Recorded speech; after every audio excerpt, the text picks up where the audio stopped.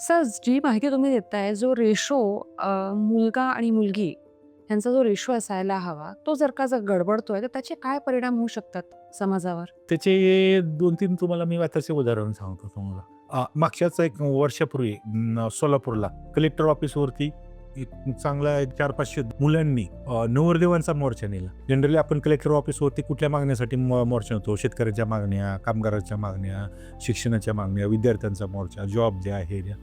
तर सगळ्या टीव्हीच्या चॅनलनी कव्हर केलेलं, की 400-500 नवरदेव सगळे अगदी नवरदेवाचे सूट बूट सगळे मंडोळ्या बांधून, सगळे एक वाशिंग बांधून, सगळे घोड्यावरती उंटावरती बसून वाजत गाजत बँड घेऊन कलेक्टर ऑफिसला मोर्चावर गेले. सगळ्यांची वय 40-45, सगळ्यांची वय, की आम्हाला काही करून आमची लग्न लावून द्या. 40-45 वय झालं तरी आम्हाला कुठेही लग्नासाठी मुली भेटत नाही.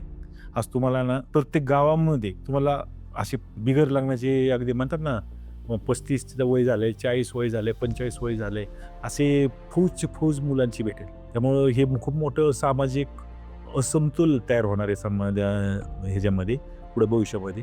आणि कसं असतं की ज्यावेळेस आपण मुलगा आणि मुलगी, स्त्री-पुरुष हे समाजाचे बेस आहेत.